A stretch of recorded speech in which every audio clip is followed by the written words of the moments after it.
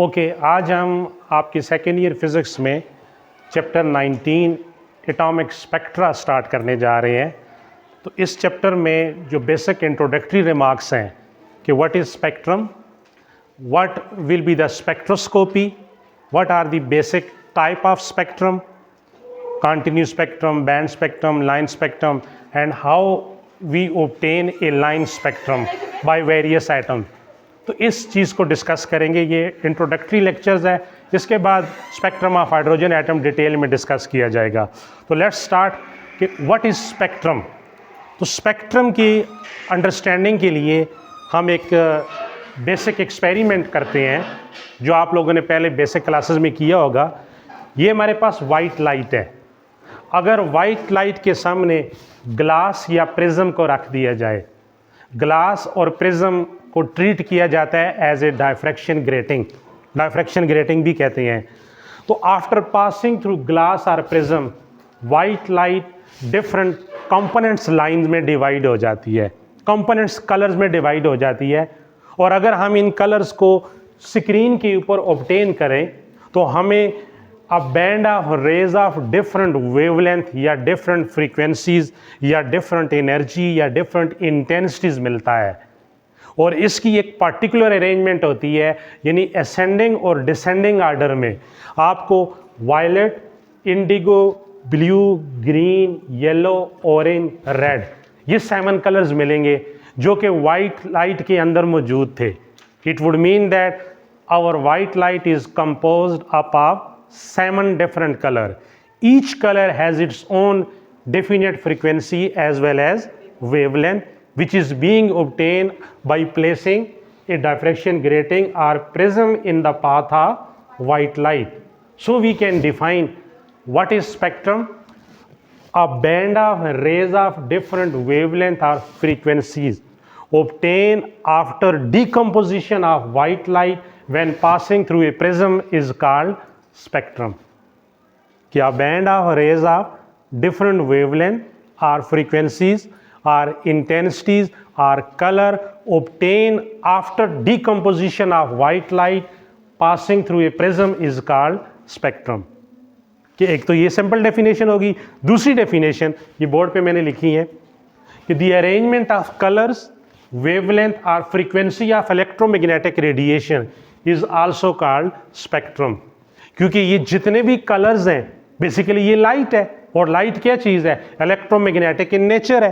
यानी light consist of an oscillating magnetic field vector. एक oscillating electric field vector है और एक उसके अंदर ऑसिलेटिंग मैग्नेटिक फील्ड वेक्टर है। इसको इलेक्ट्रोमैग्नेटिक वेव्स कहा जाता है। तो इसलिए मैंने कहा है कि the arrangement of colour, wavelength और frequency of electromagnetic radiation is called spectrum. एक चीज़ होगी। अब स्पेक्ट्रम का ताल्लुक है स्पेक्ट्रोस्कोपी। स्पेक्ट्रोस्कोपी सेपरेट एक फिजिक्स की ब्रांच है जिसके अंदर हम इलेक्ट्रोमैग्नेटिक रेडिएशन का एटम्स के अंदर एब्जॉर्ब होना, इमिट होना, इलेक्ट्रोमैग्नेटिक रेडिएशन की इंटरेक्शन, उनकी मेजरमेंट को स्टडी करते हैं। ऐसी स्टडी की जाने वाली फिजिक्स की ब्रांच क्या कहलाती है? स्पेक्ट्रोस्कोपी कहलाती है। तो स्टेटमेंट देखें कि the branch of physics which deal with the production, measurement and interaction of electromagnetic radiation either absorbed or emitted by the atoms of various element is called spectroscopy. अब इस चीज़ को थोड़ी देर समझना है। लाइट जो है, याद रख लो, रेडिएशन या light, what will be the origin of light. तो बहुत सारे लोग जब ये बात पूछी जाती है कि लाइट का ऑरिजिन क्या है तो फौरन कहते हैं sun. Sun is a biggest source to produce light, not is the origin of light. याद रख लो, लाइट रेडिएशन है, एनर्जी है, और एनर्जी और रेडिएशन कहाँ कन्फाइन की हुई है? एटम्स के अंदर। जब हम एटम्स में परटर्बेशन प्रोड्यूस करते हैं, डिस्टर्बेंस प्रोड्यूस करते हैं, परटर्ब करते हैं, एटम को डिस्टर्ब करते हैं, तो आपको आउटपुट में लाइट मिलती है। तो origin of light is an atom. ये अच्छी तरह ज़हन नशीन कर लें कि लाइट का ऑरिजिन क्या चीज़ है? एटम है। अब कैसे लाइट प्रोड्यूस होती है एटम से? मैंने कहा ना, स्पेक्ट्रोस्कोपी क्या है कि ऐसी फिजिक्स की ब्रांच जो इलेक्ट्रोमैग्नेटिक रेडिएशन की प्रोडक्शन, मेजरमेंट, इंटरैक्शन और एब्जॉर्प्शन और एमिशन को बताए, स्टडी करे, उसको स्पेक्ट्रोस्कोपी कहते हैं। तो मैं थोड़ी देर प्रोडक्शन पे बात कर रहा हूं। आपको इल्म है कि एटम्स के अंदर इलेक्ट्रॉन अपने अपने ऑर्बिट में पार्टिकुलर एनर्जी के साथ रिवॉल्व कर रहे हैं। हर एटम की हर ऑर्बिट में एक पार्टिकुलर एनर्जी है। अगर आप किसी भी एटम के अंदर इलेक्ट्रॉन को डिस्टर्ब करना चाहते हो, यानी उसकी energy state, quantum state, orbital state change करना चाहते हो, वो n=1 में रिवॉल्व कर रहा है, आप 1 से उसको 2 में ले जाना चाहते हो या 3 में ले जाना चाहते हो, तो आप 3-4 काम कर सकते हो। आप एटम के ऊपर लाइट फॉल करो। जब लाइट फॉल करोगे तो वो इलेक्ट्रॉन उस लाइट को एब्जॉर्ब करके अपनी ग्राउंड स्टेट से हायर एक्साइटेड स्टेट में चला जाएगा। बात क्लियर होगी? या आप एटम को हीट अप करो, टेम्परेचर प्रोवाइड करो। टेम्परेचर प्रोवाइड करना या हीट अप करने से मुराद ये है कि उसको थर्मल एनर्जी देना, तो इलेक्ट्रॉन थर्मल एनर्जी गेन करके ग्राउंड स्टेट से हायर एक्साइटेड स्टेट में चला जाएगा। या तीसरी बात, आप उसको इलेक्ट्रिक फील्ड प्रोवाइड करो, यानी हाई इलेक्ट्रिक फील्ड प्रोवाइड करो, तो इलेक्ट्रिकल फोर्सेस एग्जर्ट होंगी, इलेक्ट्रॉन ग्राउंड स्टेट से हायर एक्साइटेड स्टेट में चला जाएगा।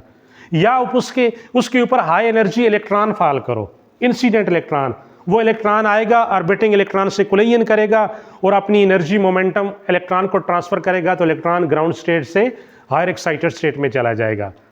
अब जब किसी भी प्रोसेस के तहत इलेक्ट्रॉन ग्राउंड स्टेट से हायर एक्साइटेड स्टेट में चला गया, यहां पर देखें, ग्राउंड स्टेट से हायर एक्साइटेड स्टेट में चला गया, तो जब ये डी एक्साइट होके वापस आता है, it will emit light in the form of radiation in the form of photon.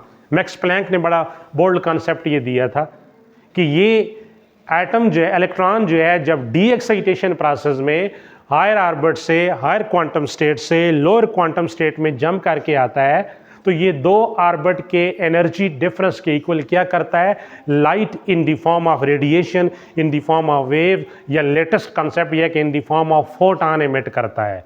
तो यही लाइट है जो एटम से एमिट हो रही है। तो इलेक्ट्रॉन जब हायर ऑर्बिट से लोअर ऑर्बिट में जंप करके आता है, इसे कहते हैं इलेक्ट्रॉनिक ट्रांजिशन। इस इलेक्ट्रॉनिक ट्रांजिशन से एक स्पेक्ट्रल लाइन एमिट होती है। इस स्पेक्ट्रल लाइन को हमने क्या करना है, स्टडी करना है।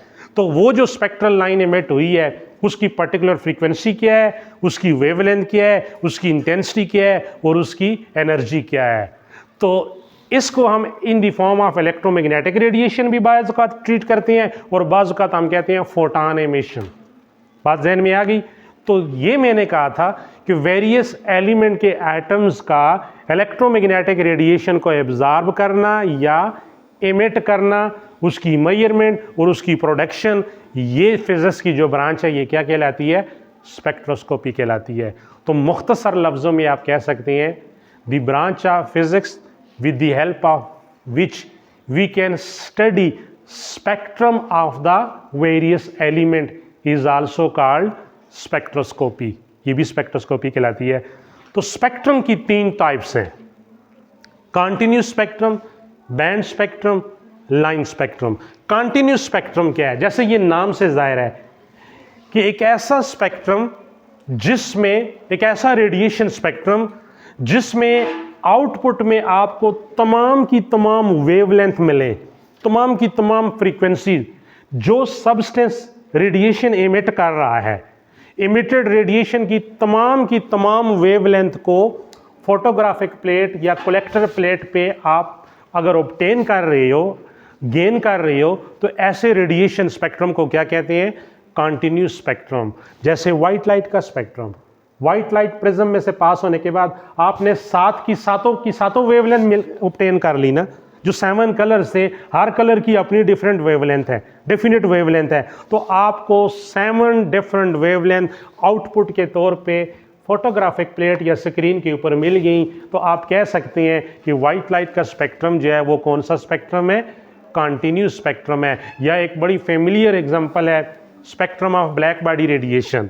ब्लैक बॉडी रेडिएशन में जब ब्लैक बॉडी को आपने हीट अप किया, ठीक है, उसमें तमाम पॉसिबल वेवलेंथ उस पे आपने फॉल की, उस ब्लैक बॉडी ने एब्जॉर्ब कर ली।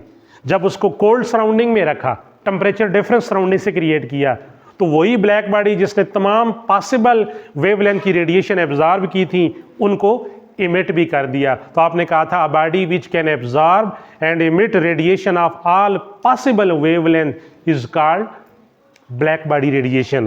तो the radiation spectrum obtain from black body is a continuous spectrum. इसमें आपको तमाम की तमाम वेवलेंथ फ्रीक्वेंसीज ओवरलैप की हुई मिलेंगी, मर्ज की हुई, डिफ्यूज की हुई मिलेंगी, बीच में ब्रोकन पैटर्न नहीं आएगा, यानी किसी जगह पर ब्रेकअप नहीं आएगा। आपको कंटिन्यूस रेंज में, ये देखें ये फिगर, कंटिन्यूस रेंज में तमाम रेडिएशन स्पेक्ट्रम की जो फ्रीक्वेंसी, वेवलेंथ और इंटेंसिटी है आउटपुट के तौर पे मिल रही है। तो अब इसकी ज़रा डेफिनेशन को देखें कि कंटिन्यूस स्पेक्ट्रम क्या है। The radiation spectrum which is continuously distributed over a frequency region without being broken up into line is called continuous spectrum. The most famous examples are white light spectrum और spectrum of black body, यानी तमाम की तमाम output में जो frequencies हैं उनके दरमियान ब्रेकअप नहीं है, ब्रोकन पैटर्न नहीं है, ब्रोकन लाइंस नहीं है, कंटिन्यूस रेंज में एक खास रीजन के ऊपर डिस्ट्रीब्यूट की हुई हैं। तो इस तरह के स्पेक्ट्रम को कंटिन्यूस स्पेक्ट्रम कहते हैं। लेकिन आगे एक स्पेक्ट्रम है बैंड स्पेक्ट्रम, कि एक ऐसा स्पेक्ट्रम होगा कि जिसमें डिफरेंट फ्रीक्वेंसीज ओवरलैप की हुई आपको आउटपुट के तौर पे मिलेंगी, लेकिन फिर बीच में एक पर्टिकुलर गैप आएगा एक खास रीजन में, फिर एक ग्रुप ऑफ लाइंस ओवरलैप की हुई, मर्ज की हुई मिलेंगी, फिर गैप आएगा। तो इस तरह डिफरेंट फ्रीक्वेंसीज, लाइंस ओवरलैप किए हुए, मर्ज किए हुए, डिफ्यूज किए हुए एक बैंड बनाती हैं, बीच में ब्रोकन पैटर्न आता है, फिर एक नया बैंड बनता है। तो ऐसे स्पेक्ट्रम को कहा जाता है बैंड स्पेक्ट्रम, जिसकी बेस्ट एग्जांपल है मॉलिक्यूलर स्पेक्ट्रा या कंपाउंड स्पेक्ट्रम, कि किसी कंपाउंड से या मॉलिक्यूल से जो स्पेक्ट्रम मिलता है उसे क्या कहा जाता है, बैंड स्पेक्ट्रम। बेस्ट एग्जांपल है। अब मॉलिक्यूल्स के अंदर क्यों, कि मॉलिक्यूल्स के अंदर डिफरेंट एटम्स होती हैं। एक एटम्स का इलेक्ट्रॉन लेट्स सपोज वो जो दें ग्राउंड स्टेट n=1 से n=2 में चला गया, n=2, n=2 सेकेंड शेल है, इसके अंदर सब शेल्स होते हैं। सेकेंड शेल में 2 सब शेल हैं s और p। सब शेल के अंदर ऑर्बिटल्स होती हैं, s में 1 ऑर्बिटल्स है और p सब शेल में 3 ऑर्बिटल्स हैं। क्लियर होगी बात। ये मॉलिक्यूल के अंदर एक एटम था जिसका इलेक्ट्रॉन n=2 में गया, जब वो डी एक्साइट होके वापस आएगा, माइट भी n=2 में वो s सब शेल से आ रहा है वापस, माइट भी वो px से आ रहा है, py से आ रहा है, pz से आ रहा है। लेकिन जो दूसरा एटम होगा, पहले एटम का इलेक्ट्रॉन अगर s से आ रहा है तो दूसरे एटम का इलेक्ट्रॉन p सब शेल से वापस आ रहा हो। तो इस तरह आप ये तयन नहीं कर सकते हैं कि सेकेंड शेल से जब इलेक्ट्रॉन डी एक्साइट होकर वापस आता है तो वो कौन से सब शेल से वापस आ रहा है। तो आपको डिफरेंट फ्रीक्वेंसी लाइंस क्या मिलती हैं, ओवरलैप की हुई मिलती हैं, डिफ्यूज की हुई मिलती हैं। फिर उसके बाद अगर सेकेंड एटम का इलेक्ट्रॉन n=3 से आ रहा है तो 2 और 3 में एनर्जी गैप है ना, तो आपको एक गैप मिलेगा। देखें ये पहले आपको डिफरेंट फ्रीक्वेंसीज मिल रही हैं, फिर आपके पास एक गैप आ गया, फिर डिफरेंट फ्रीक्वेंसीज। तो इस तरह बैंड स्पेक्ट्रम में आपको एक ब्रोकन पैटर्न मिलते हैं एक डेफिनेट फ्रीक्वेंसीज के बाद। तो डेफिनेशन देखें कि the radiation spectrum which consist of group of closely space line such that they form A band is called band spectrum. तो मॉलिक्यूलर स्पेक्ट्रा। अब जो तीसरा है जो हमारी स्टडी है इस चैप्टर में, लाइन स्पेक्ट्रम। लाइन स्पेक्ट्रम ये होगा the radiation spectrum which consists of discrete value of energy or frequency or intensity is called line spectrum। कि एक ऐसा स्पेक्ट्रम जिसमें आउटपुट पे आपको एक सिंगल डिस्क्रीट फ्रीक्वेंसी लाइन या वेवलेंथ जो है आउटपुट के तौर पे मिले, ऐसे स्पेक्ट्रम को क्या कहते हैं, लाइन स्पेक्ट्रम। आइसोलेटेड एटम्स का जो स्पेक्ट्रम होता है, आइसोलेटेड एटम याद रख लो, आइसोलेटेड एटम्स वो एटम्स होंगे जिनकी अदर एटम के साथ इंटरेक्शन नहीं होगी। जिस तरह हम कहते हैं कि फलां शख्स बड़ा आइसोलेटेड है, दुनिया व माफिया से इसकी कोई गर्ज नहीं है, यानी अलग सा है, सोसाइटी के साथ इसकी इंटरेक्शन नहीं है। तो अगर group of atom because of intermolecular attractive forces आपस में इंटरेक्ट करें तो वो आइसोलेटेड एटम ट्रीट नहीं होंगे। लेकिन अगर इनकी आपस की इंटरेक्शन नहीं है तो ऐसे एटम्स को क्या कहेंगे? Isolated atom. आप एग्जांपल के तौर पे हाइड्रोजन एटम ले लें एट वेरी लो प्रेशर। तो हाइड्रोजन एटम में सिंगल इलेक्ट्रॉन है, वो सिंगल इलेक्ट्रॉन जब हायर शेल से जंप करके ग्राउंड स्टेट में आता है तो जो स्पेक्ट्रल लाइन इमिट होती हैं, जो फ्रीक्वेंसीज इमिट होती हैं, वो डिस्क्रीट फ्रीक्वेंसीज होगी। ऐसी स्पेक्ट्रम को क्या कहते हैं? लाइन स्पेक्ट्रम या एटॉमिक स्पेक्ट्रम। तो इसमें एटॉमिक स्पेक्ट्रम क्या होगा, इसकी डेफिनेशन भी देखें। ये जो डिस्कशन की है वही है, the spectrum of frequencies of electromagnetic radiation emitted or absorbed during transition of electron between energy level within an atom is called atomic spectrum। यानी किसी एटम्स में दो एनर्जी लेवल के दरमियान, दो ऑर्बिटल स्टेट या दो क्वांटम स्टेट्स के दरमियान इलेक्ट्रॉनिक ट्रांजिशन की वजह से जो इलेक्ट्रोमैग्नेटिक रेडिएशन आइदर एब्जॉर्ब या एमिट होती हैं, ऐसे स्पेक्ट्रम को क्या कहा जाता है? Atomic spectrum. तो लाइन स्पेक्ट्रम एटॉमिक स्पेक्ट्रम की ही एग्जांपल है। अब क्वेश्चन ये है कि how we obtain line spectrum, ये आइसोलेटेड एटम का स्पेक्ट्रम ऑब्टेन कैसे होता है? तो ये हल्का सा एक्सपेरिमेंट है, ज़रा गौर से देखें। हमारे पास एक डिस्चार्ज ट्यूब है, ठीक है, जिसके इनसाइड 2 इलेक्ट्रोड्स हैं, 2 मेटल प्लेट्स हैं। इन दोनों इलेक्ट्रोड्स को आप हाई टेंशन बैटरी से अटैच कर दो एट वेरी लो प्रेशर। यानी if we have a glass tube or discharge tube in which 2 metal plates or electrodes are inserted at a very low pressure, by applying a very high potential or very high electric field, and as a result we can produce excitation in the gas or we can produce electric discharge within the tube। कि अगर आप discharge tube के अंदर 2 electrodes लेके at very low pressure high voltage source से attach कर दें electrode को, इलेक्ट्रॉन इमिट होगा। ये इमिटेड इलेक्ट्रॉन, ये जो गैस है, लेट्स सपोज ये हाइड्रोजन गैस है, आप हाइड्रोजन के अलावा हीलियम ले सकती हो, नियॉन ले सकती हो, आर्गन गैस ले सकती हो। ऐसी गैस जिसके आपस के एटमों में इंटरेक्शन ना हो, एटम आइसोलेटेड ट्रीट हो, तो इलेक्ट्रिक डिस्चार्ज टेक प्लेस होगा। इलेक्ट्रिक डिस्चार्ज से क्या मुराद है? Passage of electricity through gases. यानी गैसेस आमतौर पे इंसुलेटर्स हैं। जब आप लो प्रेशर पे हाई वोल्टेज अप्लाई करती हो, याद रख लो गैसेस कंडक्ट इलेक्ट्रिसिटी, वो इलेक्ट्रिक डिस्चार्ज हो जाता है। इस प्रोसेस को इलेक्ट्रिक डिस्चार्ज कहते हैं। तो जब करंट फ्लो करेगा, इसमें से आने वाला इलेक्ट्रॉन गैस के एटमों के साथ कोलिजन करेगा। अब गैस के एटम्स में जो इलेक्ट्रॉन्स होंगे, ऑर्बिटिंग इलेक्ट्रॉन, इंसिडेंट इलेक्ट्रॉन और ऑर्बिटिंग इलेक्ट्रॉन का कोलिजन होगा, तो इंसिडेंट इलेक्ट्रॉन ऑर्बिटिंग इलेक्ट्रॉन को, ऑर्बिट में रिवॉल्व करने वाले इलेक्ट्रॉन को एनर्जी और मोमेंटम ट्रांसफर करेगा। तो वो इलेक्ट्रॉन ग्राउंड स्टेट से आर एक्साइटेड स्टेट में चले जाएंगे, डिफरेंट एक्साइटेड स्टेट में। तो जब वो डी एक्साइट होकर वापस आएंगे तो it will emit light in the form of waves, in the form of radiation. अब ये जो रेडिएशन इमिट हुई है, इनकी वेवलेंथ क्या है? इसको ऑब्टेन करने के लिए आप क्या करती हो? स्लिट में से गुजारती हो। स्लिट इन रेडिएशन को कोलिमेट करती है और आगे ग्रेटिंग है, प्रिज्म रख दें, ग्रेटिंग रख दें।